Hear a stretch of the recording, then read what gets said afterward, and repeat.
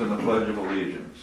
I pledge allegiance to the flag of the United States of America and to the republic for which it stands, one nation, under God, indivisible, with liberty and justice for all. Thank you very much. We do have all three of us here that are on the Planning Commission, so we do have a quorum.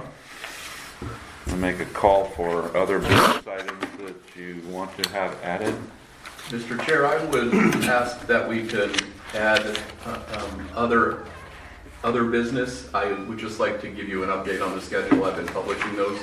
I just didn't get it to Carly in time to put in your agenda, but if we could add that. And then also, I would like to add a brief update on the Planned Growth Committee meeting today and the interlocal agreement discussion that they had in the Planned Growth Committee. Rachel, do you want to add the resolution, at least for discussion? No, I think we're going to add it to next meeting, right? Yeah. Oh, okay. Is that the police department or the fire department's resolution? Yeah, it's there for you guys to take home with you. I got it kind of late today. Okay. Can I get a motion to approve of the consent agenda? I make motions to approve the consent agenda. You're the only one here. Then I'll second it. Okay. Thank you, Tom. Discussion? Any discussion on the meeting minutes?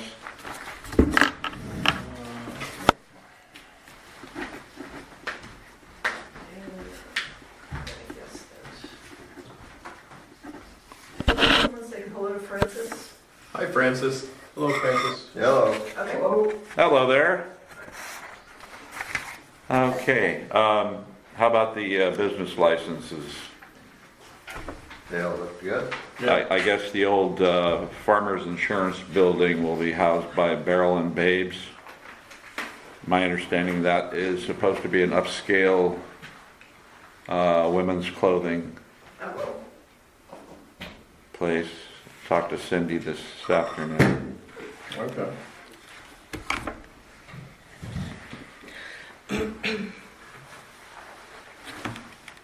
What's the barrel? I don't know. Maybe you stand in that while you're changing. I guess. That's precarious. If there is no discussion, let's take a vote. All in favor say aye. Aye. Aye. Opposed? Motion carries.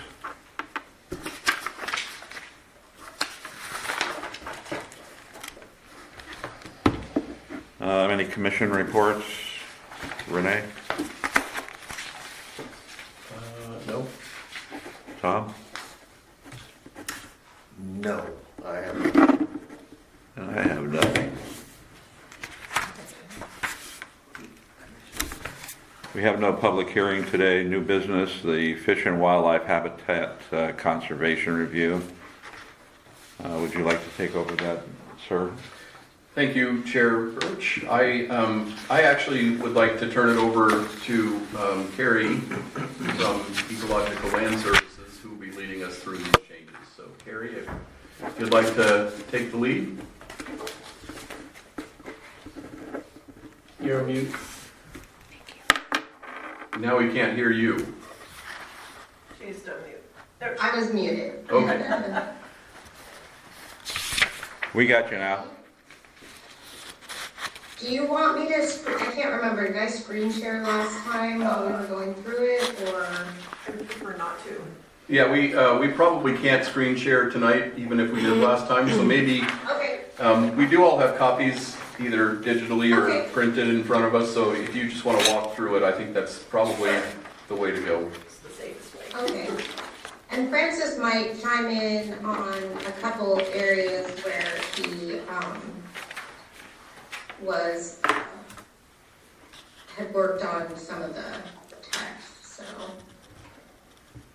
So the first thing I was gonna say is, you know, that Toledo's section on fish and wildlife was only 3/4 of a page long, so this is gonna be a little bit larger. But we did use Lewis counties as a base. We ended up having to rewrite quite a bit of it just because some of it was out of date and some of it just wasn't structured in a logical form. So most of this has been redone. But if you look at the very beginning, the purpose, that was actually from Lewis County, and they're pretty standard for fish and wildlife habitat codes. The next big item is the classification table. It was not in Toledo's former code, but it is something that's required by the WACs. I did include all the different standard areas that are in the WACs, but there might be some here that don't apply. So there were 2 of them in particular that I just wanted to verify to make sure that they weren't in your area before I took them out. Number 4, obviously I know there's probably no kelp and eelgrass beds, but as far as smelt spawning areas, I looked on the website and it didn't look like there was anything north of Castle Rock, but... Anybody netting any smelt out of the river here? Actually, we have in the past netted smelt out of the river. The Blue Creek or whatever, right? Yeah, at Blue Creek. And so I don't know whether that would necessarily be considered a smelt spawning area, or if that's just, what do you think, Francis? They're always passing through when they show up, so I don't think they're spawning here. Yeah, so I think it's really only if it's an actual spawning area, and that might be why it stops at Castle Rock. So I think I will take this out, and because I don't anticipate that's going to be something that would change in the future. Is there a reason we're not removing number 3 as well? I had noted in there, so we have 2 ways we can go about it. We can either leave it in and then make a note like I did, there's no commercial and recreational shellfish areas in Toledo, or I can just completely take it out. There's some jurisdictions that leave it in and then just make a note, so it's there. I don't have a preference either way. Would they prefer that we noted that there was none and made note of it, or would they think that we ignored it? Technically it'd probably be better to leave it in. It's not gonna hurt anything. Okay. And then you do have it noted, so if there were any questions, it's obvious, Very good. you know. Yeah, I think it shows that we were paying attention to the guidelines that were set. Yeah, that's perfectly fine with me. So leave it in, but have the same note as under. Have 3. the note, yeah, so I'll have that on 3, 4, and then 7 was the other one. And this was a hard one for me to figure out online, so, plus there could be, it could be something small, I don't know. That's another one where I'm not sure. Do they stock? The pond across the river, Yeah. yes, they do. Maybe So- twice a year even or more. And that But- pond is not within city. It's not within city It's limits. not, it's not. But we could leave it in case we annex that. I don't know why we would. I don't think there's discussion about annexing that area, but if we leave it in, then we're covered. We don't need to amend our code. Yeah. But that's the only one that I know of that they would stock. They don't stock the river here at all. No. They do? Do they stock the river? No, because I think it feeds I think the river feeds the hatcheries. And so there's just the actual flows of the fish going up and down. They don't Yeah. actually stock. That's at Salmon It Creek. would be only Or Blue Creek. stocking by a federal, state, local, or tribal. So if it's like a commercial, it wouldn't count. Right. The only releases we have are from the hatcheries, which are well outside the city limits, Okay. And then the pond gets stocked. and the pond gets stocked, but it's not in the city limits either, so. It's up to you though, Todd, whether you think we should just leave it in for future, in case it happened. Well, I guess up to the planning commission that we left the last one in and with a note that said there weren't any. We could say there aren't currently any and just add that Or we could just leave it in as it stands, and that way if we do happen to annex an area that gets Right, there's planted with game fish, no disadvantage in leaving it there, is there? the regulations wouldn't apply any place in the city. You'd have that regulated, but it would not be applicable. Yeah, it's just irrelevant. And is adding a note on this one, if we ever had to revisit it, we'd have to change the plan because that note is there, is that? Yeah, so Oh, I see. the idea is if you did ever want to annex that lake in, then you'd have to go through a critical areas code update to make that effective, unless you leave it just as it sits. If you leave it just as it sits, then you annex it, you don't have to change your critical areas code at all. But again, I've never heard anybody talk about annexing that area into the city, so. Yeah, I've been listening. Never know. Yeah. Yeah, There's been a lot of talk. it doesn't seem to Okay. hurt to just leave it in without a note. So leaving it in then would probably lessen your burden in the future of update. Just leave it as it sits today, even though you don't have Okay. any. That also has the campground too, right? That's the, No, that's us. No, it doesn't have Really? any stay over time, but it has potential. It could. gotcha. Maybe I have heard that. And the other thing we could do is just leave the definition and not say anything one way or the other. Well, I think that if there is some possibility that that gets annexed in the future, then leaving it all in and regulating it would be the best course at this point, because that would save us, it wouldn't regulate anything until it does. And then at that point, Right. you wouldn't need to change anything or do a critical areas code update and go through all that. We wouldn't have to go through this again just because we'd annexed an area that was unregulated by critical areas. So I think Okay. leaving it in and That keeping might the be regulations That in, might be the better way to go, it would, I think, in this case. yeah. So I can just do that, and I can add a little bit of information on what those are, kind of like what was the definitions, were there before. I did check, let's see, this could be another one. I might just leave number 8 because there aren't any currently mapped, but that could change and there could be something that ends up coming in a UGA expansion, so. So that's pretty much the table. One of the things, there is a comment on there, and I talked to Todd after you guys got the copy, and confirmed that for type S streams, which are shorelines of the state, those would not be regulated under this CAO. They would default to the Shoreline Master Program,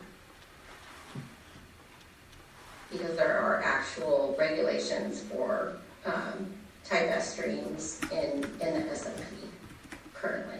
And that was the new version I sent you, correct?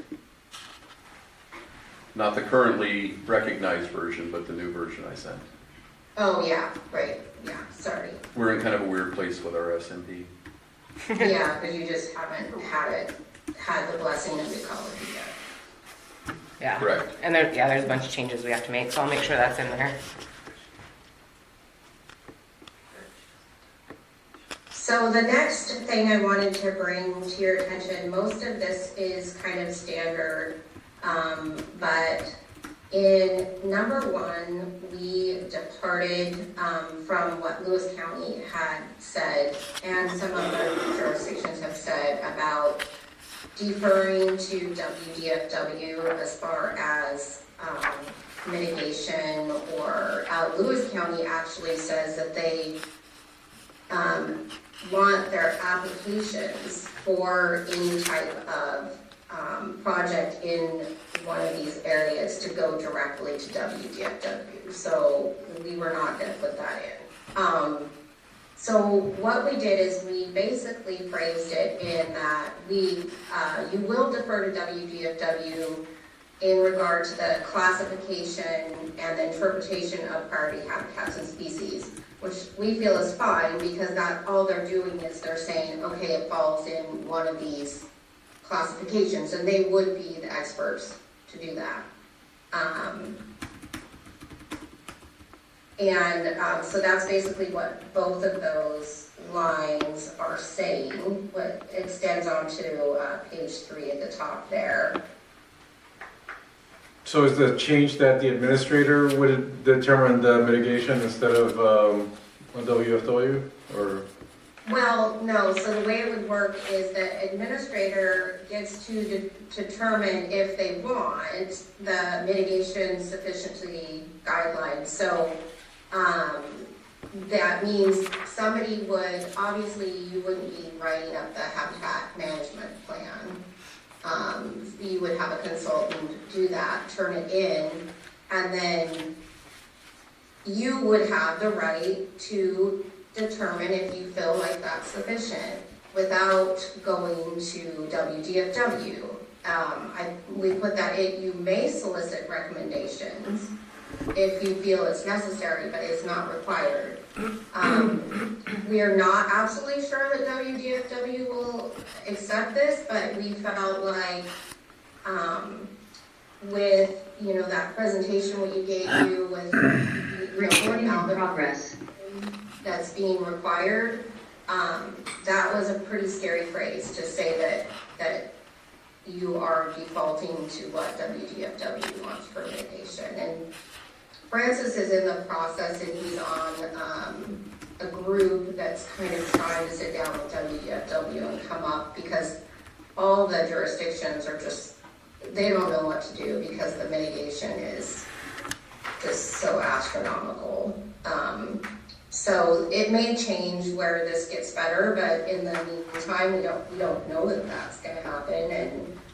But I just wanted to let you know that WDFW may fight this. You know, we can always take it out, we can always change it, but we can't put it back in. So we felt like it would be good to put it. If they say no, we're not accepting, then we just take it out and change the wording.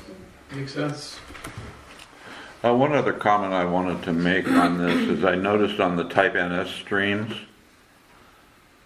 because I think we do have several of those in our city limits that are not, I hate to use the word precipitated, but they come into being only at precipitation, and they're not due to groundwater infiltration. And we've had some question marks with regards to the buffer zone. So you're talking about the footnote on table 2? Correct. And we've had some question marks on the buffer zones, and this indication here that the standard 25-foot buffer might come into play is a big win for some property owners. Yeah. Francis, Francis actually came up with that wording, so you can speak a bit about that. Okay, yeah, thank you. So, on many sites that we've seen over the years, you could have a very, what we would call it, ephemeral, or it would meet the definition of, you know, comes and goes with rainwater, doesn't get supplied by groundwater, but it can be a small, you know, 3-inch, 4-inch wide, 6-inch wide little rivulet, or, you know, small channel, and it just seems overreach to, if you had some properties that had a sloping topography, you could almost find those every 100 feet or so along the slope, and guess what, then if you live by the more stringent non-fish seasonal buffer requirements that WDFW would like, you're basically have an unbuildable site, and that seems such a huge departure from what it was in the past. Most of the original, you know, earlier ordinances had 25, 50 feet for these non-fish seasonal streams. To actually now say that they can have 100 feet or even more seems too much. For a city specifically, because a city needs to grow and have more density, in our opinion. But this is also trying to narrow down, actually, what is it, definition, give a better definition for what a non-fish seasonal stream really is. Because like I said, if it's just a very small channel coming off of somebody's gutter pipe, we don't think that should have a 100-foot buffer. So that's kind of the thinking behind that. Thank you very much. And that will be included in the report, that wording? It's in the ordinance. In but the, Okay. yes. As you see it written, if you'd like to make edits, this is a good time to suggest. No, those. no edits, I like what I see. The rest of from 2 to 4, before it comes to the riparian management zones, that's pretty standard language. There really isn't anything in there unless you guys have a particular question.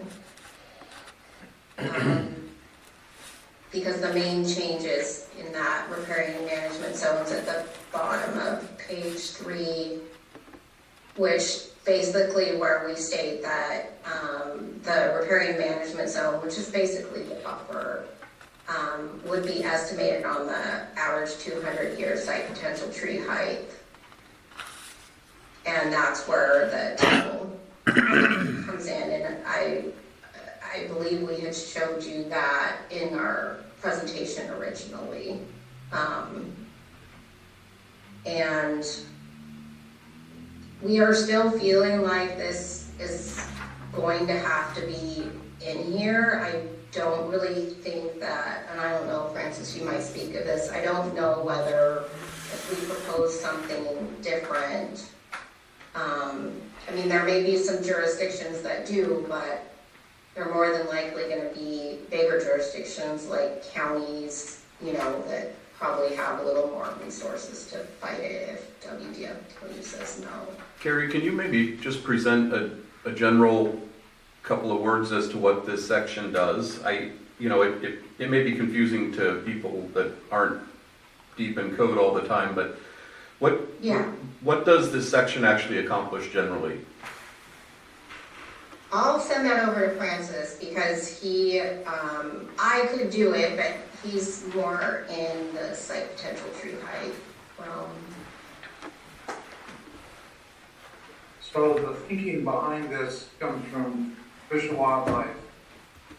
They presume that a certain tree, conifer, fir tree, hemlock, cedar, I think it's mainly Douglas fir that they looked at, can achieve a certain height for a mature tree, which is technically an old growth tree on a certain type of soils.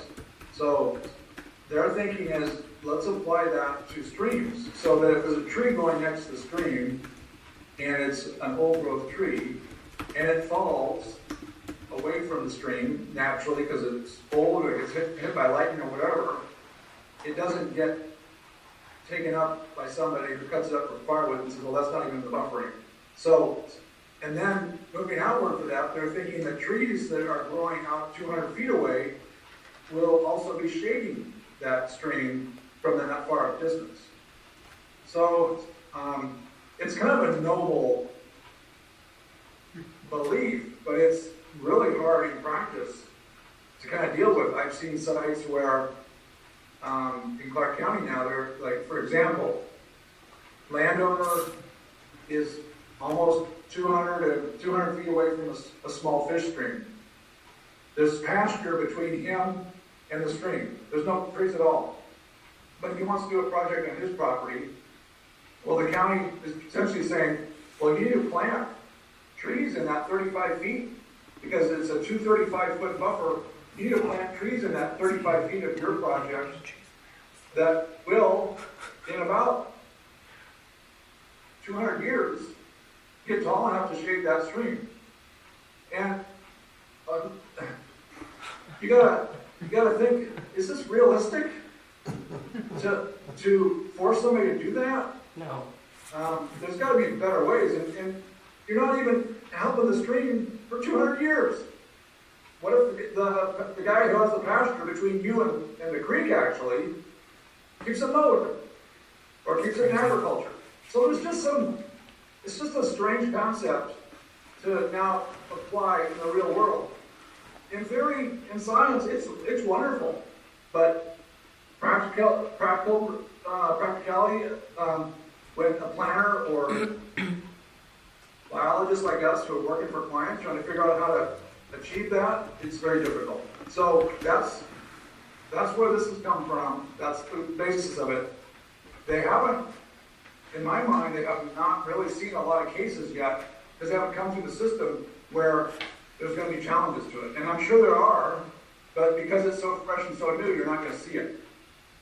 So, but all the same, we went with it to keep Fish and Wildlife to some degree happy, but at the same time, we try to write some allowances in there for people to get closer to the stream than that buffer width, with functionally isolated buffers like roads and buildings and other things. And then in some cases, you could actually have like a yard area, landscape, still in that buffer area, but not a house. So that's a lot to unload to you guys, but that's kind of the concept behind it and some of the challenges with how to implement it. So it does look like at the bottom of page 2, the sub-item 2, the RMZ widths in the draft code, it looks like that is based on the estimated average 200-year site potential tree height. But then below there, you have table 2, which seems to further clarify what the buffers are for the RMZ. How do those work together?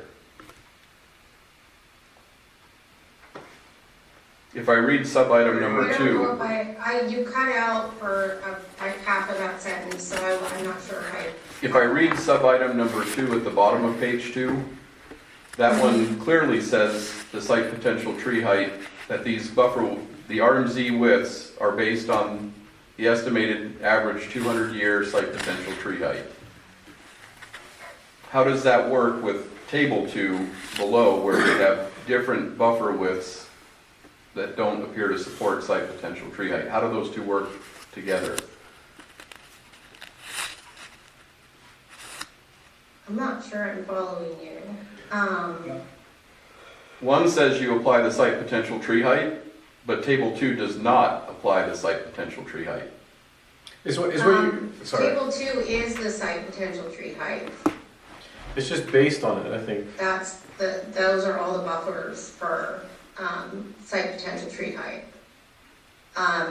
Because the very first thing is site class, and site class on a map is designations that have been come up with to assess what type of buffer would be required for each one of those. So it's based on, there's particular maps you can look at, and on the map it'll like have a 2 or a 3 and like a polygon, kind of like a soil map. And so you would look at that, and then depending on what water type you had, you would apply that buffer. So am I reading this right in the sense that you have you're basing these estimates on that 200, let's say your site thing, but then when you get to the table, you apply the allowances you're talking about, and for the different stream classifications, those buffers get smaller because of those. Is that essentially what that's reflecting? They get smaller because of the site class. So the lower the site class, the smaller the buffer. And that's built into the WFC code or WIC code? I'm sorry, I didn't hear that. Well, it keeps referencing these two WAC codes, 222, 16, 10, and 30. Mm-hmm. And from there, we go jumping into a table which... Your audio keeps cutting out. Probably for the better. It's just his stopping. Oh, no, I don't think so.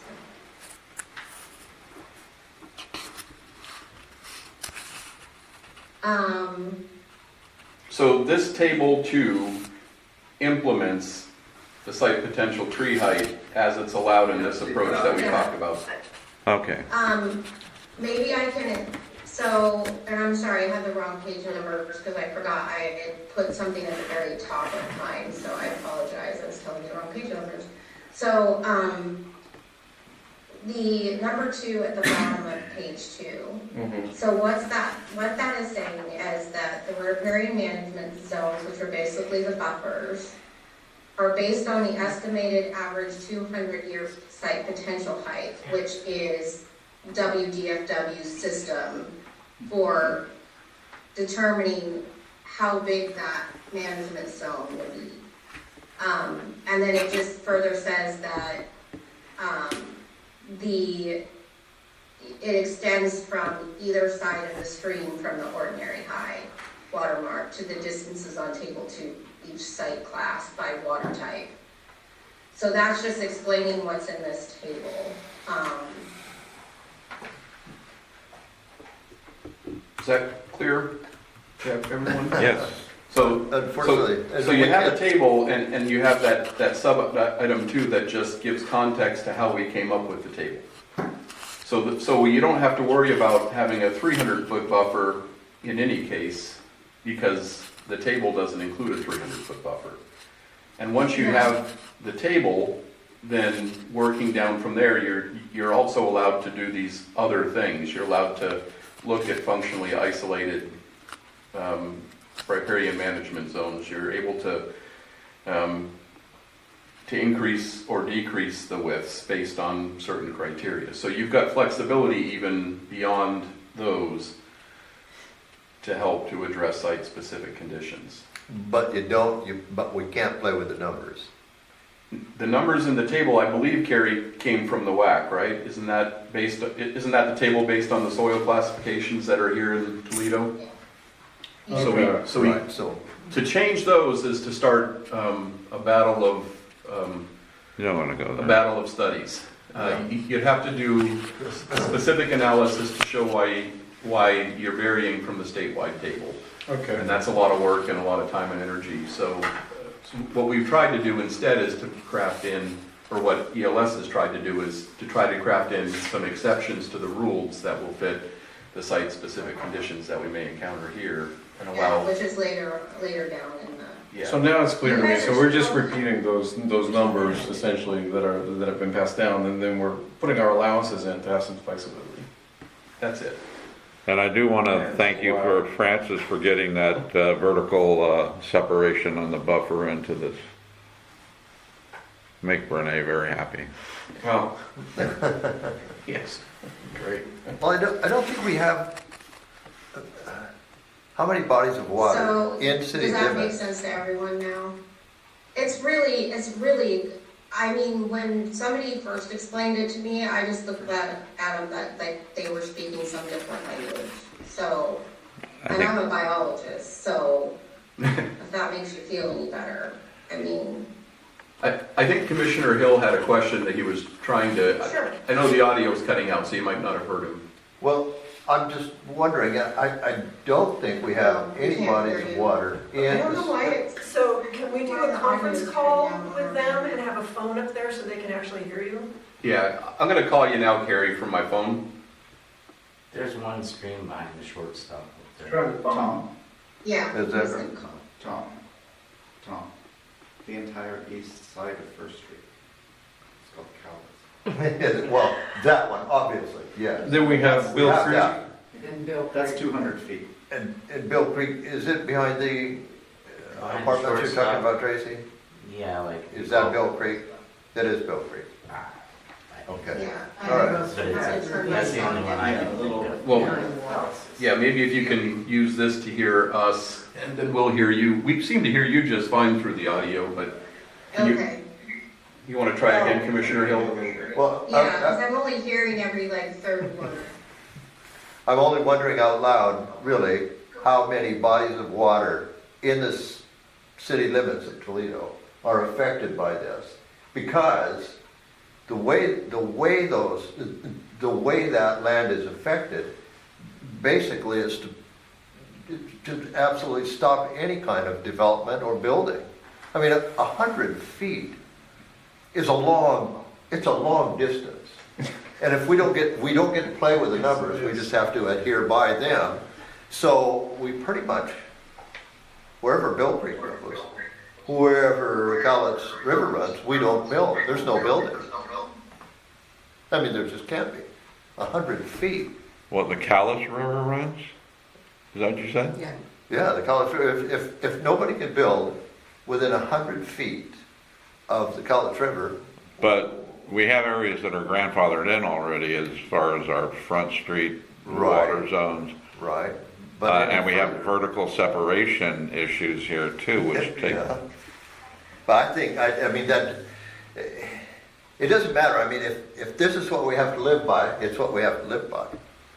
But that pretty well takes care of any building along First Street, for sure. I just don't see how, I mean, 100 feet goes from the shore of the river clear up to, I would imagine, beyond the street, actual First Street. Don't the buffers go from the center of the stream, or is it from the edges of the stream? High water mark, High water mark of the stream? Okay. Okay. average high water mark. Okay. So Good thing Carrie, we're grandfathered in. did you and Francis get that question? You need to turn, Oh, she's muted. okay, so I need to turn your volume up over here. Try again, Carrie. Go ahead, Francis. Use your phone. Yeah, sorry, we're in the same premiering room. I was gonna say, drove over pretty fast.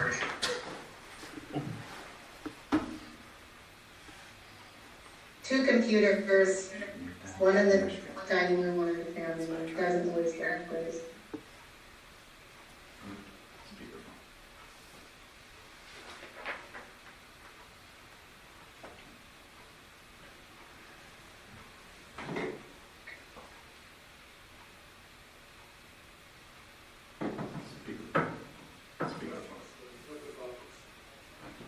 Did you hear what he said at all? Well, I thought I heard the concern that the 100 feet could be prohibitive to most development. Is that what I heard? That's the concern. With the number of streams that potentially have habitat potential in and around the city, the concern is a 100-foot buffer on both sides of one of those streams. That removes a very big swath. And the question I think that Commissioner Hill was asking is, does that prohibit all development within that 100-foot buffer, or how do you develop? Because if you have a 200-foot wide swath that goes through a piece of property, then that would eliminate any development potential for a lot of properties here. Right. Yeah, I agree. So that's why, so we understand that, bigger buffers are required for fish streams. And when we saw the 100-foot requirement for non-fish seasonal, like I said, those were originally 25 or 50 feet. To go way up to 100 feet, I think, is too much. So, especially in the city. So we tried to soften that by allowing, even though housing and roads and whatever would stay 100 feet back from that. And remember, this is a bona fide stream, not something that's less than a foot wide. If it meets one of those other definitions, it only gets 25 feet. But if it is a bona fide non-fish seasonal stream, you could actually reduce the buffer down to 50 feet with landscaping, a deck. So you could have a housing development that potentially could use the outer 50 feet of that buffer for part of their, landscaping, yard, things of that nature, which are not pollution generating or impervious. And then, of course, try to keep houses, driveways, parking areas 100 feet away for water quality purposes. So that's kind of what our thinking was, so that if you did a development, you could have areas that went down to the 50-foot mark, but they would not be structures. So the Cowlitz is also. So does Bill Creek run parallel to Callis? I thought it ran perpendicular. It goes on a little curve, so it goes parallel to Cowlitz, then it turns, And in that turn, it touches a lot of the boundary of the city, the downtown. Helen Street to 2nd Street. But it's already It's built fish. upon. What's that? It's Yeah. already all built upon. And all the houses that are there are in the buffer, And they're all grandfathered in. unless you touch them, I'm sorry? unless you touch the outer envelope. So if you, oh, sorry, keep going. So if you redevelop a site and, it already has housing on it, we would apply, and that's probably something we need to look at, we would apply functional isolation to the existing, that the homes are already functionally isolating the buffer, and you wouldn't have to build back further. You could Okay. build in the same footprint of the house, but not closer to the house than it already is. That would be really helpful. I think Carrie and I were looking at the code earlier, we talked about functional isolation for driveways Yeah, and roads. yeah, you'd have that in there, but, in the wetland one, we did have structures in there. So I think we should add structure. So we might want to put that in there, and I think there is some text, I can't remember if it's in the wetland section or if it's in the general provisions that says that, there, I believe, Todd, it says original footprint, but then it can be extended a certain percentage, or I can't remember. Like if you were to rebuild, you can go outside a certain amount and have to look back. Well, I believe we put that in there. Let me comment on that. I think one of the city's considerations or concerns is we have a First Street that the lots on one side border the river, and they're all built, and we intend to rezone that as part of our growth management plan to waterfront usage, so to allow for a bistro or a small restaurant to purchase those houses and turn them into a commercial enterprise. And we want to make sure that if they do that and they need to remodel, what their limitations are going to be. And I'm sure as a potential buyer, they would certainly want to know that as well. So in that case, the existing structures could be rebuilt and remodeled without impacts, in my mind, as long as it didn't, the new building did not go closer to the riverbank. But it still would allow, of course, access, a trail, whatever they've had before would be grandfathered in, like, a dock or stairway to the waterfront. Well, in but that, if we- I'm sorry, go ahead. No, so if we need to add some language to protect that future use, we can work on that. As far as impervious surfaces, and I know one of our plans is to have a river walkway that would extend all the way from our, essentially from City Hall, down the river through the area of the boat ramps and along the river heading, is that south? Heading south.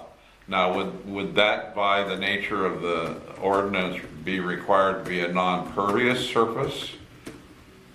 Such as, paving stones with the pervious areas in them, or would that be able to be paved? Well, that begs another question. Wouldn't any development along the Cowles River be governed under shorelines, not specifically this ordinance? Yeah, sure, that would be a type S stream, and those do allow and actually encourage public access and public access trails. Okay. So it's a different classification that's dealt with in your shorelines code. And that was what Carrie was talking about earlier when she was saying, well, she did verify that we have regulations that are separate from these that regulate shorelines. So if a stream is big enough to be classified as a shoreline stream, which I think you only have the one, I don't think you have any other shoreline streams in the city. So Yeah, that one specifically would be regulated differently than this ordinance that's in front of you today. I have a question. Steve, those lots that we're talking about, are those zoned residential currently? They're all, well, they're zoned residential, and they're gonna be waterfront. And then are they gonna, in the plan, is the zoning gonna change the current zoning classification that those lots have so they can be commercial, or how's that gonna work? Mixed use? It's called mixed use. And does changing the zoning on them, does that affect that grandfathered in quality of being able to just rebuild on the structure? Is my question.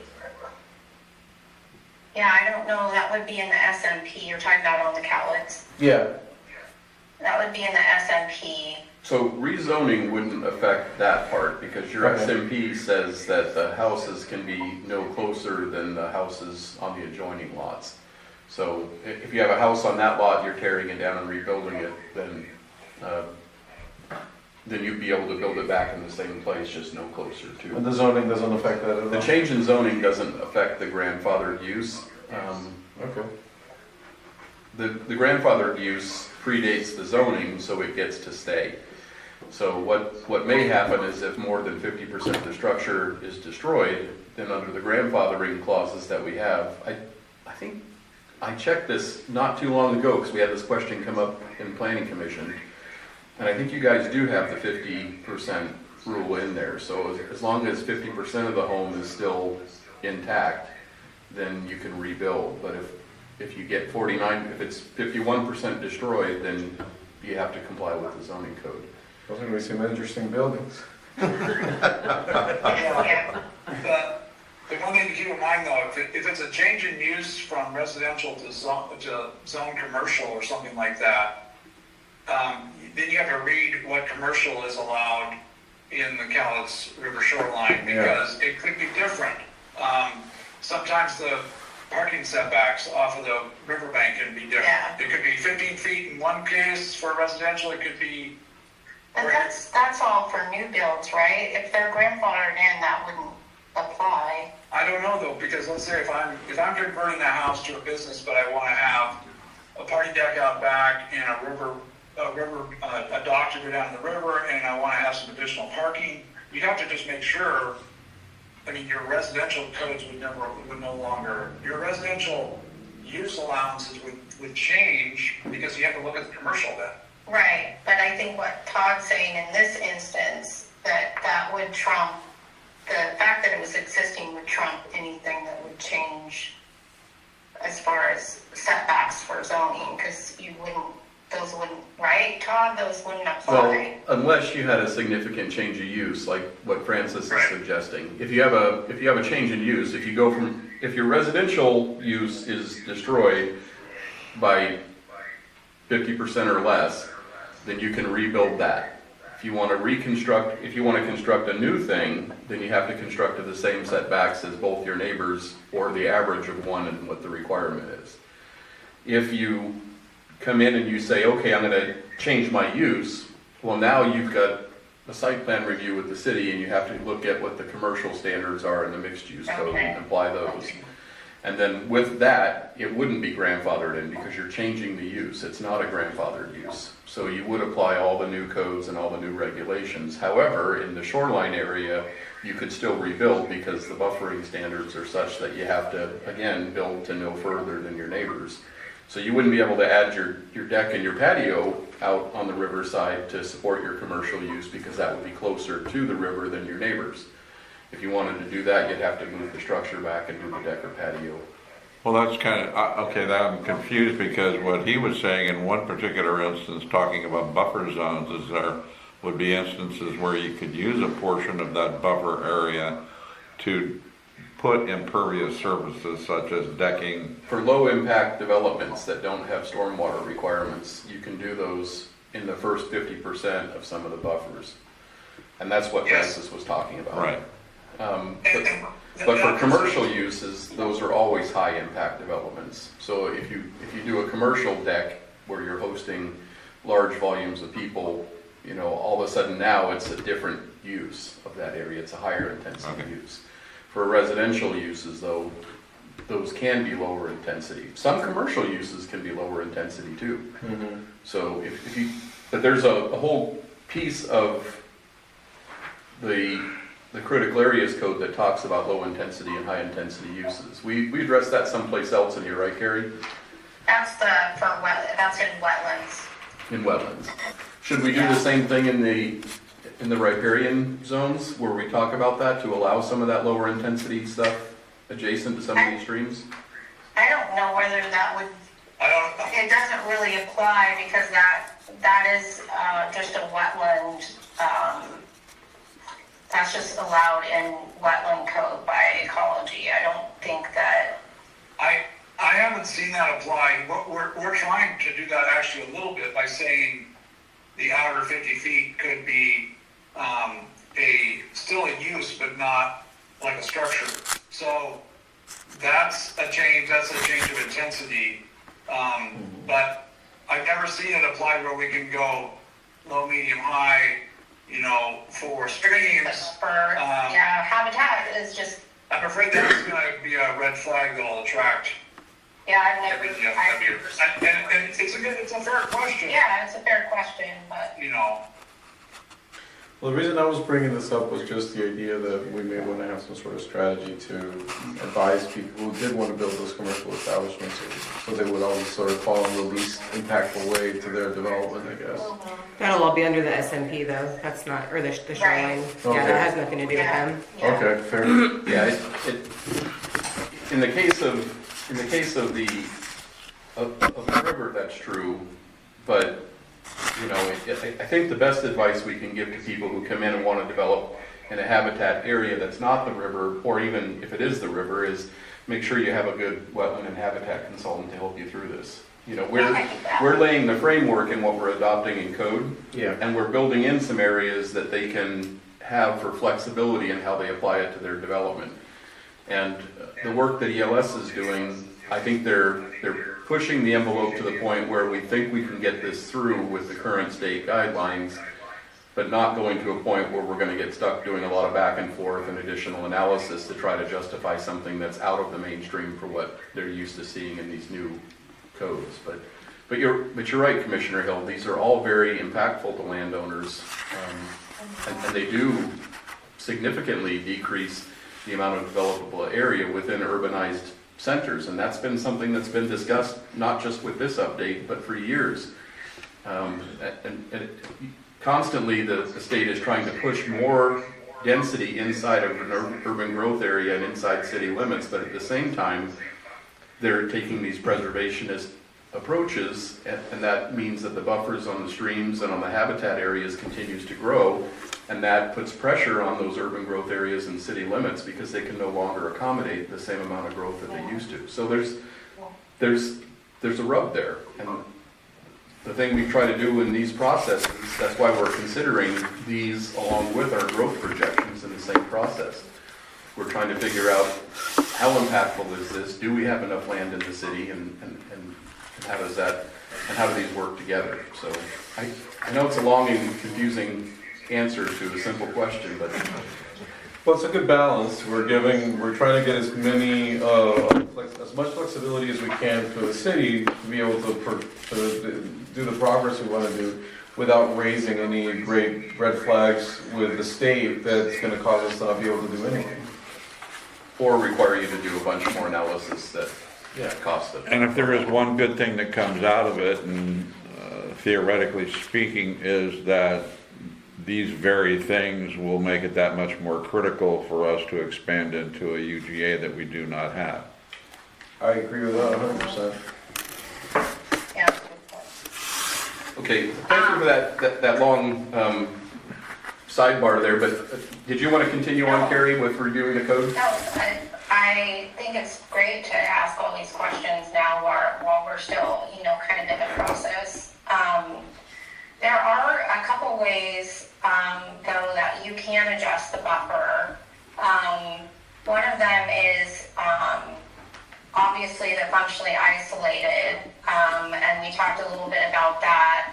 And as Francis was indicating, we want to add into this text, because right now it just says roadways. It needs to say structures or other impervious surfaces, because you could have something like a big parking pad or Tennis tennis courts, or, whatever, something that isn't necessarily a road that's impervious, and that should be thought of the same way as isolating the buffer, because it does. And then he put that text in, and that's new. I don't know if, have you seen that in other What text? codes, the vertical separation? Oh, yeah. Yeah, but maybe not defined, like he really defined it, so, and I think you might explain what that means, but I think it's in a way that I think is the 50% of the buffer width, like the greater of the two distances. Right. So obviously if you have a house or your project is, vertical, a couple of 100 feet above the stream, and then, if the slope is almost vertical, I mean, you almost have to set back potentially if it's a fish stream. You might have to set back 200 feet from the top of that slope or top of that cliff, and that just doesn't make any sense because your activity's way up there and the resource is way down here. So that's why we put in the vertical separation. But there still has to be some limit that at least 50% of that width has to be accommodated somehow. Because I'm afraid if you use the extreme argument and say, well, I'm on a cliff looking down the river, I shouldn't have any buffer horizontal to the riverbank. I just know that Fish and Wildlife will push back on that. So whichever is greater, essentially, after you take out your vertical separation, whichever is less, I can't remember. The greater of the two distances. The greater of the two distances, so either your setback from top of slope, or from your location at top of slope, subtracting out the vertical separated side, or 50% of the buffer width is what you have to do for your horizontal setback from the bank of the stream or river. Sorry, that's might be hard to comprehend, but I think if you think about vertically the differences, that helps. So if the buffer is 200 feet and your vertical separation is 200 feet, what's your buffer? 100 feet. Okay. Because, and it's mainly because we live in a world where everything is two-dimensional, looked at from above, and measured horizontally, even though we have 3D relief in the world. Yeah. And it's, if we don't kind of think about that, you're potentially hurting yourself if somebody's, like I said, a long way from the actual stream bank, when you count the slope in there. Yeah, so in the case that the difference would be greater than that 50%, you have to go for that difference, essentially. That's the overall gist of what this is saying, right? So if the actual difference between the buffer and the vertical separation is actually greater than 50%, then you go with that. Is that accurate? Yes, for the purposes. I think, yeah. But, yeah, because the greater of the two. Yeah, so let's say your vertical separation took out, you could argue that it actually takes out 50 feet of that 200-foot zone. Right. But that's all you can argue. Well, then you still have to do 150. That's right. Right. Okay. Yeah. Okay. Yeah, this is great. So we'll see. And this is something remains to be seen that if we get away with or not. Yes. Okay. Yeah. I mean, there is vertical separation in codes, but it's never been, I think, explained exactly this way. So, but to us, that makes more sense. Yeah.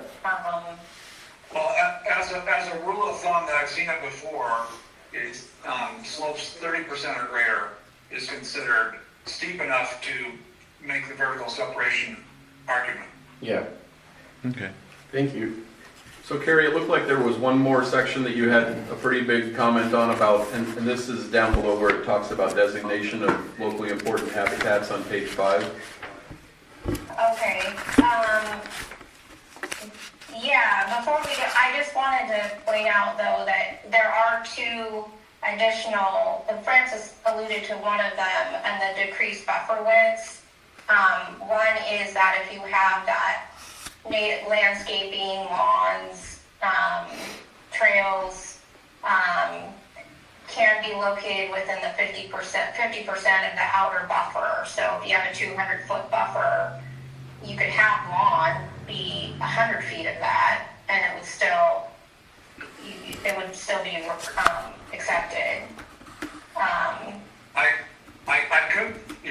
I could see where Fish and Wildlife, if they read that, could say, oh, you mean you could take out the whole 100 foot of trees that are already there and put in lawn? So if they come back and have an issue with that, we may have to add some additional language that would protect. In my mind, it's like, I see people do it all the time. They have trees in their backyard and they're providing some function to the stream buffer, but they actually use the area underneath it. It's not like it's a no-cut zone. It's part of their landscape. So if Fish and Wildlife comes back and complains about that, maybe we have to further define, okay, if it's forested, we still want you to kind of keep the forest, we just don't want you to have to, we don't want you to have to not touch it, or you can't enjoy it. Yeah, then the second was, it wasn't functionally isolated, but it was referring to steep slopes. So just steep slopes in general, if it's within the buffer, you can reduce the site potential tree height required by 10%. 10%. And that Well, so the rationale there is, if it's a steep slope, the angle of that tree that falls is supposed to be available for habitat of the stream course, won't be. I mean, it falls out shorter horizontally because it fell up a slope. It's simple kind of geometry. So we'll find out if that flies either. Yeah, I don't know. Trees resist being topped, they die. Yeah. Be fast, how fast chainsaws can be. Now, this last one, the designation of locally important habitat. Yeah. Now, that whole series of comments seems to me the ability of the city to go forward and designate sensitive areas. Is that correct? If they want, they don't have to. I did not know if, it's like Lewis County has like 4, I think I wrote it in the comment. They have elk wintering habitat, lamprey, 2 types of lamprey, and freshwater mussels. And those aren't protected under one of those designations. So what they've done is they've said that's locally important habitat. Now, I am not aware that you have that. That if you do, I don't know, but I don't think that you designated anything locally important. Well, and so the bigger question that's in your comment there is, we're not required to designate these. No. It says that we are allowed to designate these, and Yes. from working with the city, I don't believe that in the county it may be appropriate because they're more rural, but inside the city limits, I don't think you want to designate locally important habitat if you're not required to. So this section probably just comes out as a whole, and we just say in there, we're electing not to designate, or we just don't talk about it at all. We just delete the whole locally important habitat reference. But what risk do we run? It seems to just offer us may use this designation. So it doesn't, the idea is, what if there is something we'd want to protect from some development in some way? We would have an instrument to do it, but if we just take it out, it doesn't mean we have to use it at all. I just say we may use it if we want to. So it seems like we have a tool in the toolkit, but we're saying don't have it in there at all. So I'm just curious. Well, we are a Fourth Amendment kind of a city, and I don't know that there are any parcels within the city that aren't privately owned by one entity or another, and so you're actually talking about a take. Oh. If you start designating areas as within somebody's property. And I'd be kind of upset if you tried to do that on my property. So I think I kind of agree with Todd, is take it out of there and let's not talk about it anymore. I see, Yeah, we I see your can. point. I don't know whether it's required. I mean, I think it's just, it's in there to whether, so what it is basically saying, if you wanted to do it, this is what you would do. If you That's what I don't thought, want to do yeah. it, you would never, this section you would never even look at. It's just basically saying, if you wanted to designate, or if you had already had a designation and you wanted to de-designate it, these are the guidelines that you would go through. So I didn't That's really do interesting. much to it. There's some things that would have to be revised in there if you do want it. I honestly can't tell you whether you have to have it. Most ordinance I've seen always have it, but you know, the situation isn't the same as in Toledo. Well, let me ask you a question. Would this be an item where, let's say John Smith owns 20 acres and it's a very nice piece of property and he doesn't want to see it developed, and so when he passes, he says, I'm going to give this to the city, but they can't develop it. It needs to be parkland. And would that be an instance where the city might then, therefore, to appease him and to gain access to the land, designate that as a preserve? I think you can do that anyway. You think covenant. that's right? Conservation. You can use a conservation covenant and do that outside of any critical areas code.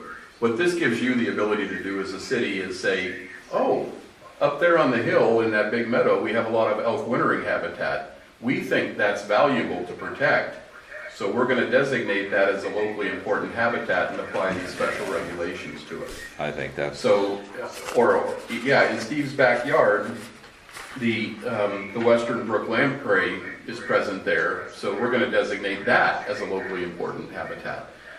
So that's what this section gives you the ability to do, to designate and de-designate those things. And what they're pointing out here in the margin is that Lewis County Code does have local important habitats designated, not by location, not Steve's backyard, but by saying these things are locally important habitat. So that way, if somebody comes in and wants to develop their property and they're suspected to have elk wintering habitat on their property, then they would have to go through additional hoops before they could develop that, and they may be prohibited from developing that. Well, I guess then it falls back to Renee's question, which is there any harm in just leaving it there and never looking at it again? If you have the ability to designate and de-designate, but you don't designate anything now, then there's probably no harm. The only harm is that, you know, someone in the future could petition the city, because you have that in your code to allow you to do it, then somebody could use that as a regulation to ask you to enforce it, to say, hey, I noticed that on my neighbor's property, they do have these things, and we should designate this, we have the ability to. If you don't have the ability to, that wouldn't happen. Isn't that up to the city though? Because it just says the city of Toledo may use a legislative process. Yeah, They don't.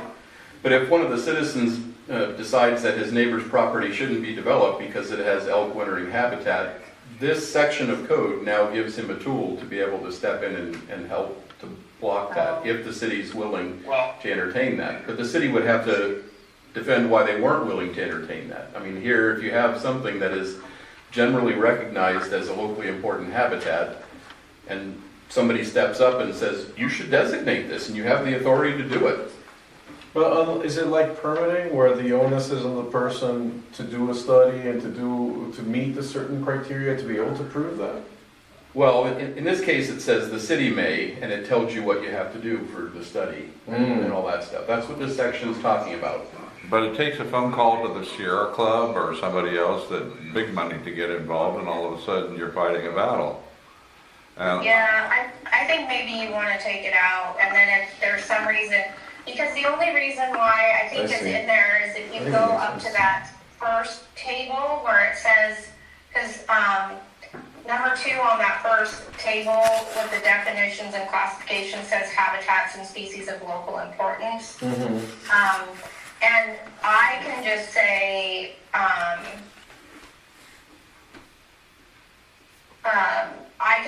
there are no, because I didn't know at the time, I can just say there are no such, there are no habitats and species of local habitat that have been designated by the city of Toledo.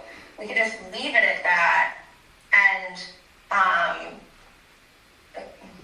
Well, you, I mean- or leave it in and you could add a clause which says, at no time would such designation or de-designation economically cause economic harm to a landowner by the taking of a assumed or a presumed use. Yeah, I So like that. basically, Yeah, so. Yeah, that works for me. That works. so, I'm gonna let Todd write that up. well, so basically, if, let's say you have 3 or 4 landowners who said, hey, I'm willing, I love this habitat, I'd love to have the city designated, they come to you, the city, and you recognize that that seems fair, but, just remember, whatever you want cannot be of the economic harm of anybody because of the change in use, because that's just, that's a takings. I think that addresses that concern really well. Are there any other concerns we have about it? I actually love that, putting that in there, because the state needs to read that stuff a little more often in ordinances where they see that you can't take people's use of their land without just compensation. Yeah, and given the way the topography is in the city, that makes all the sense in the world for us to have that in there. And I like the fact that we are showing them that we're observing what they want, but we're putting in some rationale behind our unique context. But I agree, Todd needs to write it. Yeah. What do you think, Tom? That was Yeah. a little about to get on. Well, you came up with a great concept, and I'll try to put it into words. How's that?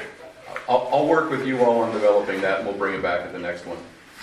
That sounds good. It didn't look like there were any other edits in the document. Did you have anything else you wanted to talk about in there, Carrie? We've got a few more things on the agenda tonight, and we're already past an hour, so. The only other thing I wanted to say was about the averaging. Did we talk about that? And I forgot. I don't think so. So that is another way you could adjust the buffer. So like, if you wanted to put your house in a particular area and you were in the RMZ, you could average out, you could make the buffer smaller so you could get your house closer to the stream, but then in another area you could increase it, maybe an area you didn't care about. It's all forested, it doesn't matter, you're not ever going to go back there.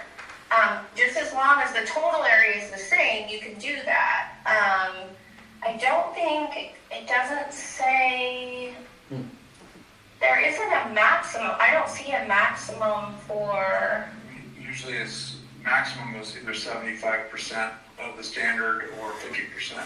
yeah, I'm trying to see. I got my dinner ready. I just ate it. How much is in there? I don't see. It might have been under the wetlands part. Yeah, but it would have to be in here too, I would think. Because typically they don't let you average. There is a, You can average down to 0. yeah. I'll have to make a note. math. I'll have to make a note to see that, because now I don't see it.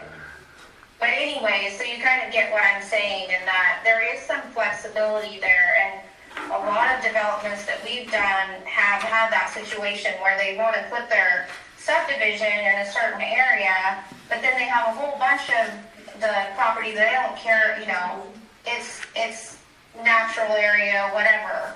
So they decide to shift the buffer out quite a bit there and then bring it back in so they can get the development that they want closer to whatever the resource is. Okay. So that's all I really have. I mean, most of the rest of this is just typical language. I had a couple more things, but I know we've gone over. I was just gonna make a note that we've added in banking to this. So you would have also the capability, if there was a bank that could mitigate for habitat impacts, you could use it, because that text was not in the Lewis counties. So we think that's important, because as more and more species banks come online, which we're seeing that a lot more in Washington, then it gives you another, you don't have to try to find habitat, suitable habitat for mitigation on your property. Okay. Well, thank you very much for joining us tonight. It was, We did have a number of definitions too that were included in your packet tonight that were. I think right now, sir, we're going to skip the definitions for just a moment. I think the gentlemen that are applying for positions on this commission have suffered enough. And we're going to ask them to step forward and introduce themselves. Tracy Novolinsky. Yeah, why not?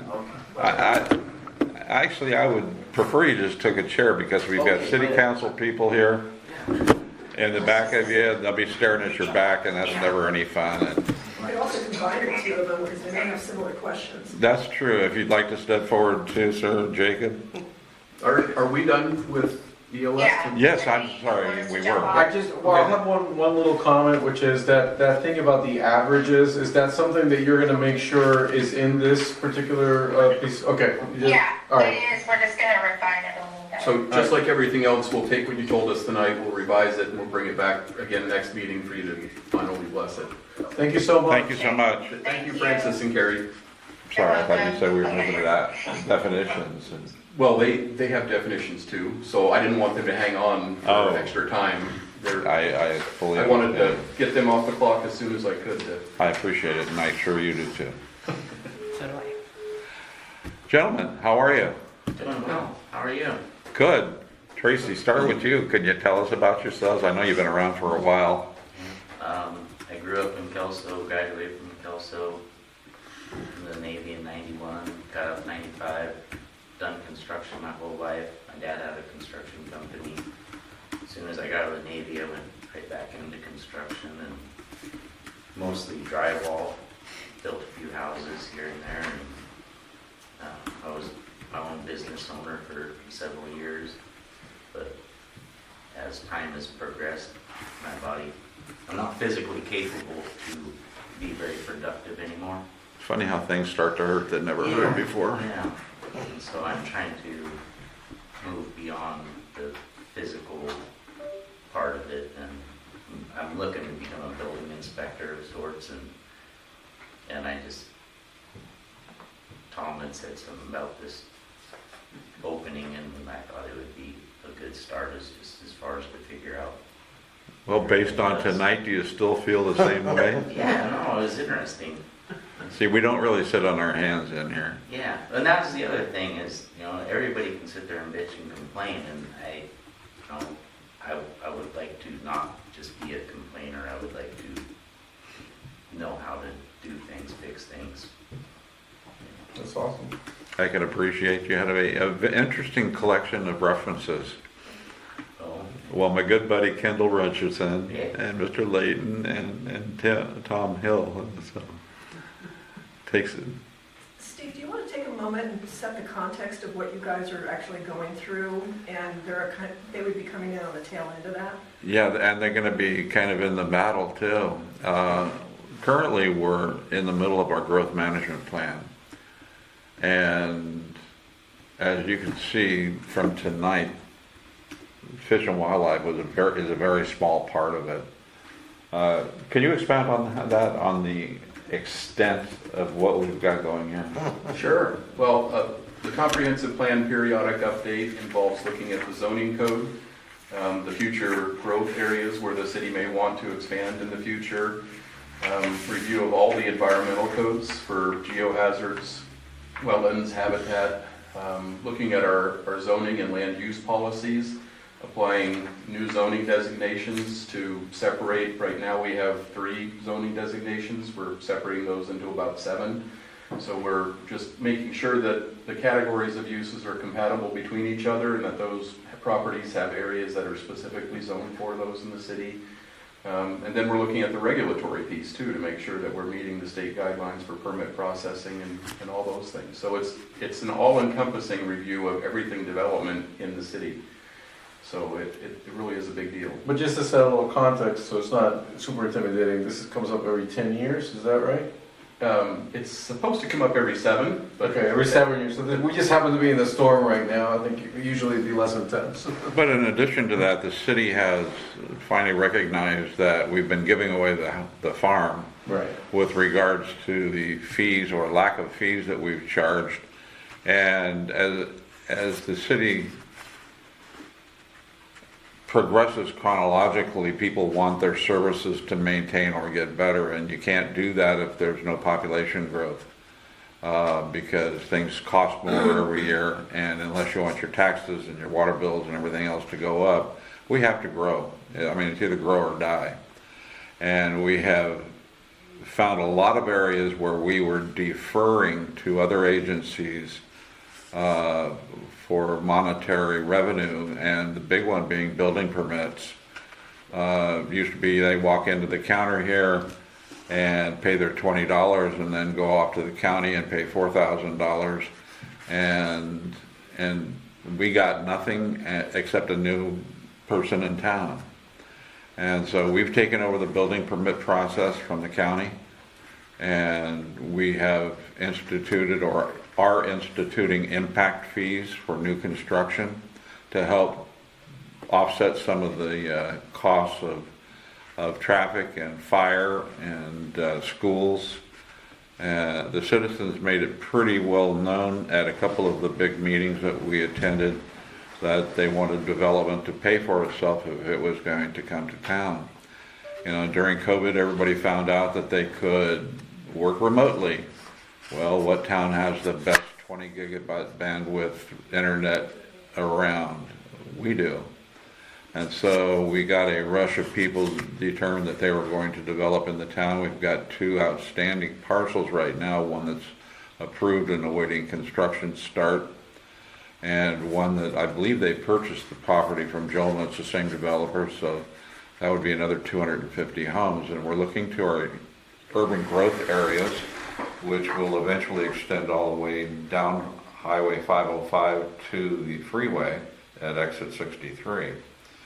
And in those areas, a lot of room for growth for industrial, commercial, and residential. And the Planning Commission will be the key component behind the investigation and the processes that take place to present to City Council, because they don't have, frankly, the time to do all the legwork themselves and still take care of running the city as well. So we do a lot of the labor work. We pass it to them for approval. We will be holding public hearings on the growth management plan. The Planning Commission does hold its own public hearings as well. And so there's a lot of time involvement. Every once in a while we have special meetings where an additional Wednesday that month we'll get together because we have a work log that we have to get through. And if you're all for that, you know, both your applications, I mean, we'd love to have you on the board, and we think you both could add a lot to our commission. So how do you feel about it? I mean, yeah, that's kind of the same reason I want to be more involved with the community, everything else, and I feel like with my experience and what I actually do, I mean, I actually could keep up with most of what you guys were saying, so I understand the Shoreline Management Act and all the policies and setbacks and everything else, so, you know, I think that it makes sense, you know, they know what you're talking about. The city has to do something that can't stay stagnant, so. Well, it's good, and you have a construction background. That's my background as well. I was the site development manager for home builders in California, and somebody with some construction knowledge needs to be on board to tell people that time out you're not doing it right. Anyways. I think it'd be really interesting. Anybody have any questions on the board? Yeah, so I don't think we let you introduce yourself, so what was your name? I'm sorry. I'm Jake Edminster. Yeah. Not Jacob, but. Okay. Jake? Yeah. My dog's name. Well, yeah, I'm a land surveyor. I've been doing it since '99, so 26 years now, a little while. And I currently work for DNR, Department of Natural Resources, an aquatic land surveyor. So actually, my specialty is aquatic land boundaries. so I review surveys and I look at ownership and everything else that is riparian and all that stuff. So that's why I understand most of the Shoreline Management Act stuff, all that good stuff. So, and then I also am, in about another week, I'll have my real estate license. Just my wife's a real estate agent and she wants me to get it so I can help her. So I understand growth, houses, people need to live places, all that other stuff. So, I think it just this seems to fit with what I do. Yeah. So. Any questions from our council people? It's wonderful to have two warm bodies that are interested in joining the planning commission, because it's. Can go on vacation now? I want to actually get involved and not just. Right. Well, as far as I'm concerned, can I get a motion from the planning commission Yes, for, for approval of these two and recommendation to city council? I make a motion that we approve both of our applicants and recommend to the city council. Perfect. So July 1st will be our council meeting. If you guys want to meet here at 6 o'clock, we'll reach out a couple days ahead of time to give you a reminder. But we'll get you sworn in at our council meeting, and then you guys will be able. All in favor, Oh my say God. aye. Aye. Motion carries. So if you guys want to join us July 1st, And we will get like an Right, email or the July 7th. of that. Well, you actually get your own Toledo email address, and you'll have to you have to take some online courses in. Yeah. The 7th, And right? I'm sorry. Sorry, I'm talking to Cindy. What classes are they going to have to take? Open meetings and Really open. And public records. Public records Public and records. cybersecurity. They're and pretty easy. cybersecurity and And if you both are hopefully somewhat computer literate, you'll have city email addresses as well. And you'll be able to check them in a web browser. And that's just to safeguard you and your personal devices. from Freedom of Information Act requests. And whenever you see, don't reply to this email. Don't reply. You'll get scolded. Sounds like you speak from experience. Believe it or That was my not, training, believe it or not, as I recall. Facebook aside, there are certain people who are relatively watchdogs to look for any impropriety that they may sense is happening behind their backs. Because we have been called corrupt, we have been called dirty, we have been called everything under the sun. And all we are is volunteers trying to do the best we can. So you'll get a little bit of that in your life. Well, that's fine, I don't have any social media anyway, so. Okay, Neither of so you do. I tried Google stalking both of you. Congratulations. Way to do it. all right. You will be on YouTube, even tonight, because of the meeting. I know, I just bailed on it. Okay. So you are fully free to leave if you want. We're going to continue the meeting. And thank you very much for joining us. And I lied. It's the 7th, not the 1st. The 7th. The first Monday of the month. First Monday. I'll send you a reminder though. Okay, perfect. All right, well, it's nice meeting you all. Same. Pleasure. Take care. All right. Welcome aboard. Thank you. All right, definition additions. So, since ELS is off, I will just answer any questions that you may have. Those are definitions similar to what I brought with the zoning code that we're required to add those by the changes in state law. ELS went through and saw we don't have these defined. We're required to have these defined, so we're adding them.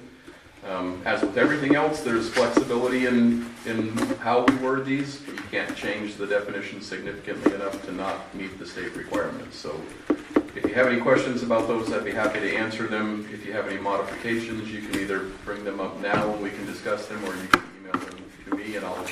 Let's do a take home on this. I was going to suggest the same thing. Sounds more like So we'll proceed with those as they are printed unless we hear otherwise. And you'll get another shot at those at the next meeting too. We'll bring everything back for the final blessing. Okay. Okay, the park comp plan, they apparently have reissued their plan with a Do they have their fee schedule in here now? Impact fee, yes, that should be on the summary page. Yeah. At the beginning, Yep. the very first page, it's the cover, on the cover. $375 for new housing. I believe I read that already, and I just forgot where. It should be right at the back, towards the back. I'll take your word for it. It's, I don't want to read it. Well, there's two. Well, there's the fire department comp plan, and I don't think we're actually reviewing that tonight. I thought it was interesting, and I was not aware that they would designate different fees for different types of structures, because the government structures get hosed. 10,000 square foot new city hall is $180,000 in impact fees. Come Cindy, back- come back to- did you know if the parks, I don't know if they're represented here tonight or not, but do you know if they discussed the different fee for single family detached and multifamily and the option to do those? No, because you're talking to the person who prepared it, so no, I didn't take that into account. Okay, so this is just a straight, and that's fine too, I just wanted to know if you all had discussed that. It's $375 per new housing unit, so anything that's a housing unit gets that, so if you have a 6-unit apartment building, that gets 6 times. If you get a single family residence on a lot, that gets 1 That would be time. nice if you did that simple. Okay, all right. Yeah. Yep. I just wanted to make sure I understood that. And on this, I think your review tonight is needed. This will all come back as part of the comp plan as a whole, so as long as you're agreeable with this moving forward. Well, we've had this in front of us before. Yeah. Right. And so, And I tried to call out the specific changes since the last time we looked at this, and it really was just adding more granularity to the projects. I went as far as doing low, medium, and average, or low, high, and average I saw that. costs. And then when I did the math on the impact fee, it seemed like a no-brainer to go with the high number. So that was my rationale for getting to that number. And as long as the number is supported in the document, then that's kind of all we need. And the link is drawn saying, here's the impact that's expected from new development, here's the thing. And that the document now does that, in my opinion, so. So I think, I don't know if it needs to be formalized for you guys to say that you are moving this into the comp plan process. well, didn't the city council do that? You will do it in your public hearing. Okay. As long as you're agreeable with moving forward with this, I mean, I am. you can vote on it, you can make a motion, you can just tell me it's okay. There's no formal action that I need to include this in the comp plan. I'm good with it. I'm good with it. So this will then get substituted into the document that we're working on for the overall comp plan. And then for the impact fee, that'll be adopted separately by council with resolution, and we'll do parks and fire for impact fees. And that'll be 2 resolutions that come separately, I think. And that'll be as part of that, but all we need now, we're working on the comp plan. This is all we need is your review and blessing of this to be included in the document that we're already working on. Great. Okay, since we're not gonna look at the fire comp plan, I just wanted to note that Brian Dennis tendered his resignation. And we're gonna miss Brian, but he's got some other things he needs to take care of. And now's the time for public input. Oh, here he comes. Oh, no. Oh, no. Eric Hayes, I'm a resident of Toledo. Yes, sir. I appreciate the Fourth Amendment stuff on the building, because we do also have a lot of blank lots on the east side of First Street. And I would encourage you to not kill the poor people with studies. Consultants, I know they like to do well, but hopefully, if you're trying to build something, you're not destroyed by studies. So there you go. Would be nice. Thanks for the great work. You're doing well. Thank you. Thank you. Anybody else? Was it as much fun watching as it is being? Because I just wanted to run away. Everybody right now has one foot. So before we adjourn, I did have a couple of other items that I can get through pretty quick. You do, it's called other business. Yes. But before you hit that gavel on the table, I did pass out, and I'm sorry I did not get these to Carly soon enough.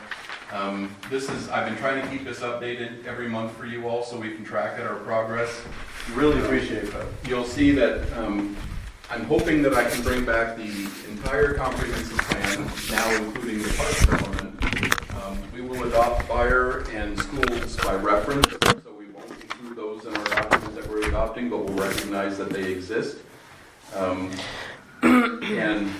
So we'll do that in July. And then the updated land development code, you all looked at that. We'll bring back in, so I have to bring the wetland stuff back one more time. I can bring that back as a compiled document with the LDC in July, and you can look at that document as a whole. I just need your blessing on that sometime soon. If not at our meeting in July, we might need to do a special meeting so you can give me your blessing on that document so that I can then move out to SEPA with that and then begin the statewide 60-day review. We have to be through SEPA before you all can have a hearing on it. The 60-day review can happen that can overlap your hearing. It doesn't have to be concluded. If we do another meeting where we're just looking at that little piece, so it could be maybe 30 minutes or 45 minutes or something, then I don't mind doing another meeting before July, if you guys are okay with that. If you wanted to add a special meeting, then I mean, we didn't have a lot of changes to that, so if you don't mind looking at it as part of the complete document, we could skip a whole meeting. If you think you want to dig into that, the definitions more, maybe we should set a special meeting and get through that as the final piece. I don't have a preference one way or another. Hadn't we talked about having a meeting next Wednesday? Next Wednesday? Yeah. I don't think that's a little premature, isn't it? I don't think You so, wouldn't yeah. have any, you wouldn't be able to get stuff ready. I don't think I would be able to turn it around that. It's ELS that has to do most of it. So if there's no urgency for us to review it so you can get that, I guess. Start your 60-day review. It's all about how comfortable you are looking at it in July as a complete package with everything, and then remembering that you didn't get a second look at the habitat piece. So Well, we really did, we just did. Well, you got they came to you and they asked you how you'd like it developed, then they developed it. But this was really your first look at the code for habitat. You looked at wetlands previously, so maybe that's fresh in your mind too. And they're related but different. So it's up to you. If you want to go through habitat one more time and you think you want more detail on that, you want to be able to look at the edits we make as a result of tonight, then we need a special meeting between now and our July meeting. If you're comfortable just having it included in the land development code, and then in July you'd get the complete comp plan, the zoning maps, the future land use maps that are going to show your urban growth area with our zoning designations that we talked about. You'll get the complete land development code, which will then include all the critical areas elements. So that's a lot to look at in one night. Would we be able to just send it out, and then if anybody had any problems with it, they could contact me and we could set a meeting at that point? Or even they could just make their notes on it? Well, Yeah, I like getting it first, so I have a chance to read it before I get it. The habitat stuff. That's what we're talking about. Yeah, so if you just send the habitat stuff before the completed package, and that way if for whatever reason there's a huge issue, someone can say, no, we need to meet on this, we can schedule a meeting. And if not, they could say, well, I've got a couple of questions, but they can bring it up when the entire package comes out. I think I can do anything you want. Does that work for you, I Rich? think it's a great Yes. idea. Yeah. So then we can all read it at our leisure, and if we think that we need a meeting, we can just say, let's have a meeting. And you can individually email Rachel or me with questions. Right. Just not email each other and have a meeting outside here. Yeah. Just Right. don't reply. Yeah. Don't So reply all. if you all want to get together and discuss it, then we can have a special meeting. If you all individually have questions that you'd like me or Rachel to respond to, you can email Rachel and she or I can respond. So individually. So Okay, so. we can do any and all of So that. if you yes. can email us a copy of the revised tonight's stuff. We can review that on our own and let you know if we have questions. Then we can go ahead and take the July meeting as a complete package. And I'm hoping that we'll be able to get at least 2 or 3 days in advance. I'd like a week. Yeah. Yeah, Well, I'll try to get it to you as soon as I can. There's still a lot of work in compiling all this stuff. And for your land development code and the critical areas codes, those all need to be renumbered, and so there's just a lot of work there. So to get that done in the next 3 weeks, that is doable. So I'll get that to you hopefully a week in advance of your meeting. If it does become a problem for any reason, that would be a good opportunity for us to have another meeting. In August. Potentially. Because, Early. yeah, to be able to go through the whole Yeah, thing, end because of- if we just get end a of couple July. of days before that meeting, it's not gonna, I don't think we're gonna even do anything. SEPA is about a 2-week process, so if at your July meeting, if you're not comfortable with the draft that I put forward, then we need to have a pretty quick turnaround on our second meeting. So maybe our second meeting would have to be a week later. Yeah. And then, I'm just worried about getting through the whole thing as a piece. but all you're doing in July is giving me the nod that, yeah, this looks pretty close, we're ready to set a public hearing date, please publish it, because then I'll publish it for SEPA, and I'll start the Commerce 60-day review. You still get to see it again in August and have a public hearing on it, take public testimony on the whole thing, and then make any further revisions. And then in August, you'll make a recommendation to council in the middle of the 60-day review.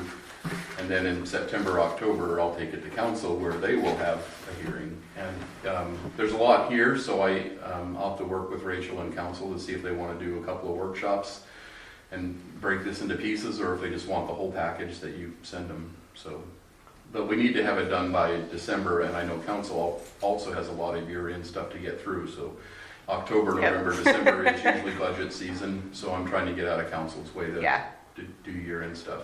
True enough. And so with all that, I imagine our public hearing will be about as responsive as we have today, so, as far as maybe, agenda. once you put pretty colored maps up on the walls with new zoning on people's properties, they may get excited about that. I think we're gonna have. They are nice colors, I think. I haven't printed them yet, but we are changing quite a bit. We are definitely changing quite a bit. And there are a lot of people that are gonna be impacted by that. Could I come back around to the park board plan? So is the park board plan going to be included in its entirety in your work? Yes. Okay. Yep, you are a city service, Okay. so the parks and recreation element will be included in the comprehensive plan for the city. The reason I'm asking is, if we got council approval of that prior, that may give Joe Jones flexibility to go out for grants that are precluding park grants because we don't have a current.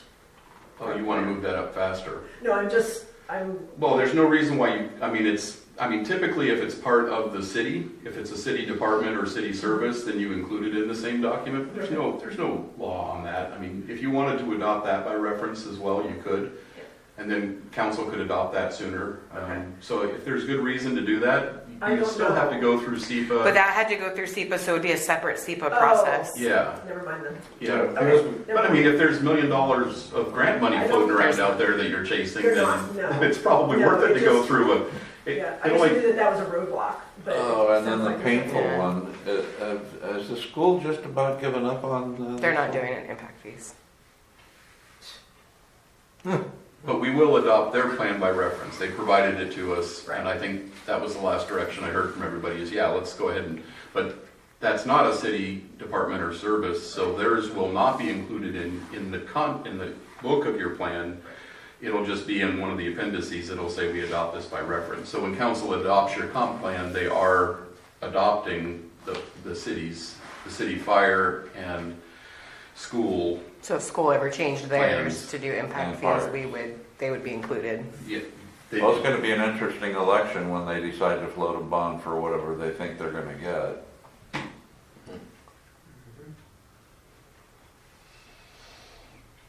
I wouldn't wanna be in those shoes.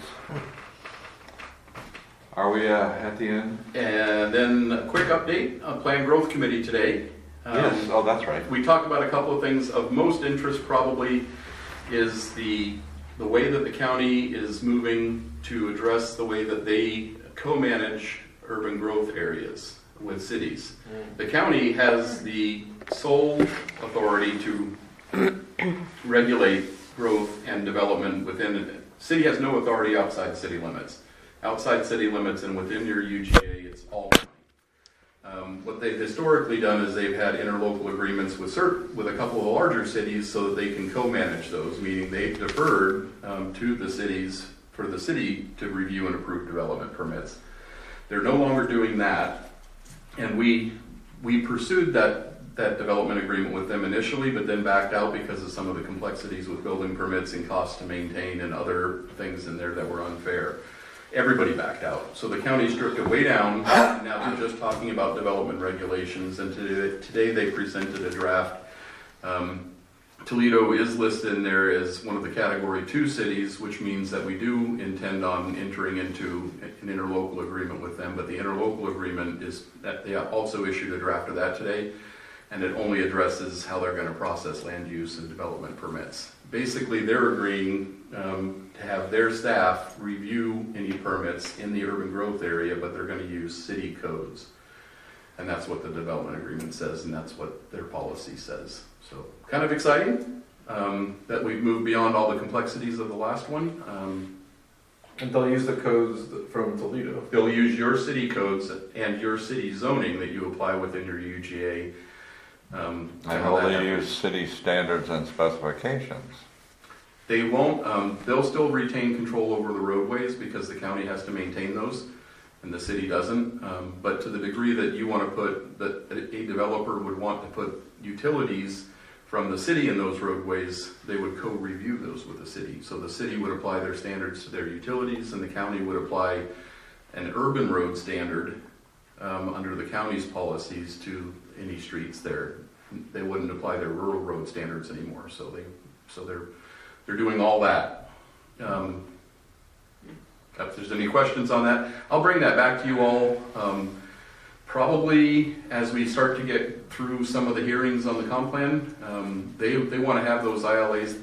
This is part of their comp plan, so they'll have to have it adopted by December, and the ILAs will probably follow early next year in December, January. There's some jurisdictions that are ready to sign already, so they've already been working with the county on it. So I'll try to work with them, and we'll bring something to you probably in November, December for you to look at. And then we'll take it to council probably after the first of next year. Okay, before we adjourn, I had one question that came to mind when I was driving up Toledo Vader Road. In that the parcels that we annexed, which will be future development, required us to take possession of Toledo Vader Road up to Plumenton. Is there any reason why we have not given any talk to traffic mitigation fees for new construction? Because we're going to have to maintain that road. And it's certainly a result of the annexation and the development. Impact fees can only be used for new facilities or expansions of facilities. And in this case, you've required the new development to expand those roadways and provide sidewalks. On one side, yes. On one side. As development comes in, you would also require them to do that. There is a time when the city will probably want a 3 or larger lane section, and we did talk. That was what Mike Johnson and his group came back and presented. Right. Remember all of those? I do. But they did not do, there wasn't funding enough to do the analysis on the entire impact fee. Because then you have to do actually enough design to know that this is what we're doing, this is the cost of that. And just like we did for parks, you have to have an itemized list of, okay, well, there's this many pieces at this cost, and those are all attributed to development, so therefore here's our impact fee. So we don't have a traffic impact fee. We will continue to seek mitigation through SEPA, which is a looser way to apply that. But And REIT would cover a lot of that too. And we haven't even touched our REIT money. Okay. And that can only be used for new facilities and new intersections and new things like that. It can't be used for maintenance. You can't use impact. Right, I remember Mike talking about us perhaps having to have a signalization at Ash and 505, and perhaps a roundabout at Plummondon and 505. They cost a lot of money. But we didn't do enough of that analysis to be able to develop it into an impact fee. Okay. We can look at doing that if more grant funding becomes available to help us to do that in the future.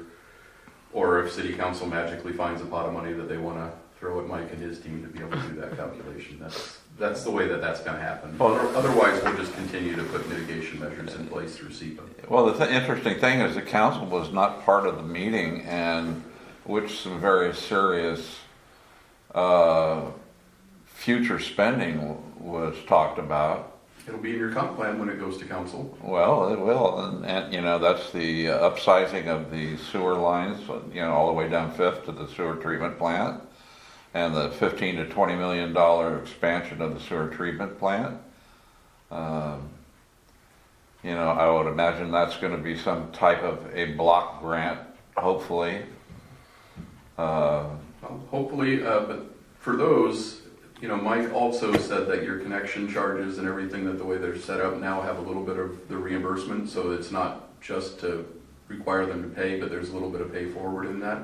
So for water and sewer, he was not a big fan of implementing an SDC or an outside charge. He said that you guys were already addressing that some other way in your fees. I thought he had mentioned he thought the sewer connection fees were way low, considering what we need to do.